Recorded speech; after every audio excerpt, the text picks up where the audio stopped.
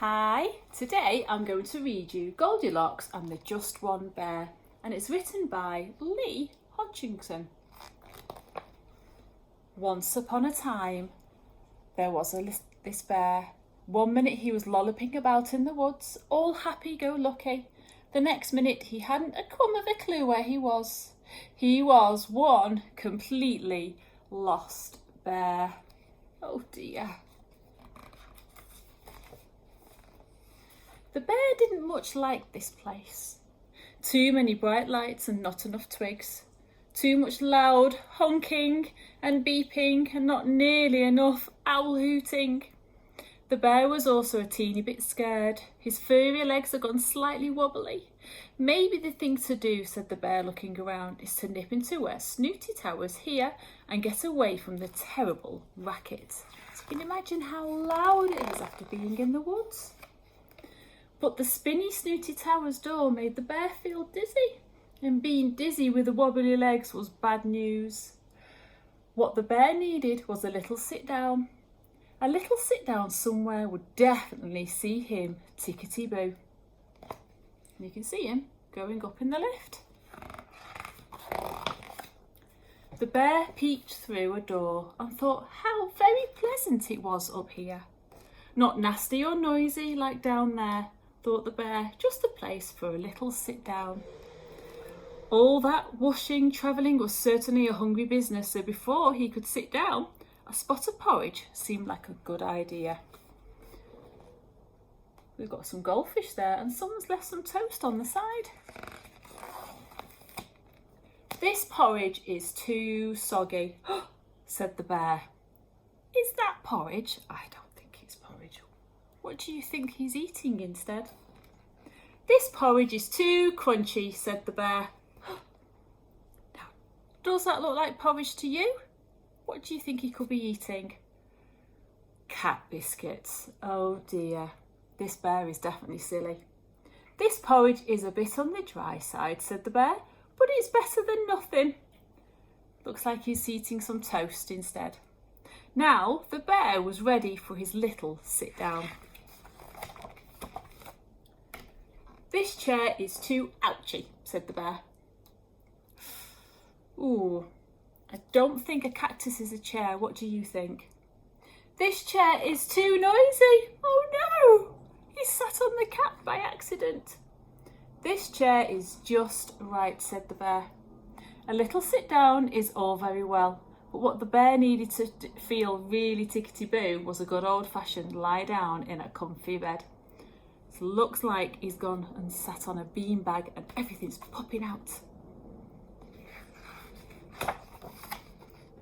This bed is too frothy, said the bear.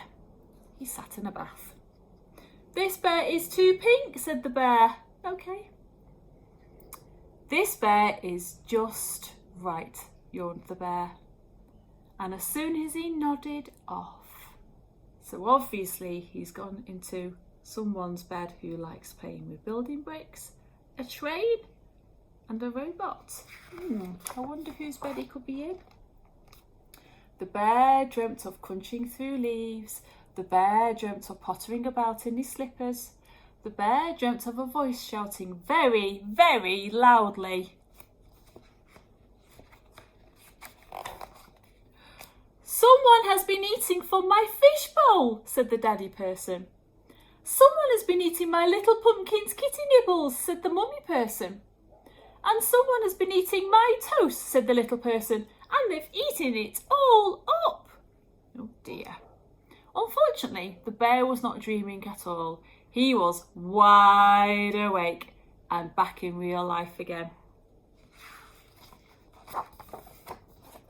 Somebody has squashed my cactus, said the daddy person. Somebody has upset my dear little pumpkin, said the mummy person. Somebody has popped my beanbag, said the little person.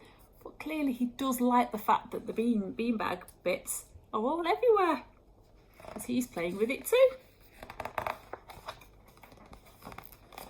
Somebody has been sleeping in my bath, said the daddy person. And somebody has been sleeping in my bed, said the mummy person. Shh, whispered the little person. I think that somebody is sleeping in my bed right now. The bear peeked from underneath the duvet to see a daddy person, a mummy person and a little person standing right there. Oh dear, what's he going to do? The bear thought that the mummy person looked very familiar, and the mummy person thought that too. Scoffing other people's breakfast, breaking other people's stuff, and snoozing in other people's bed seemed ever so slightly familiar, and then the penny dropped. Little bear, said the mummy person. Goldilocks, said the bear. Ooh. Porridge, asked Goldilocks. The bear nodded, so Goldilocks cooked up a big bowl and plonked it in front of him. It was not too hot, it was not too cold, it was just right. And it made the bear almost forget that once upon a time when Goldilocks had behaved so badly. This little bear would never dream of doing anything like that. And although it'd been good to see Goldilocks living so happily ever after with those charming people, the bear decided it was time to go back to home and back to the woods. I hoped you liked that story. I really enjoyed it. Something a little bit different from Goldilocks and the Three Bears. Okay, see you soon. Bye.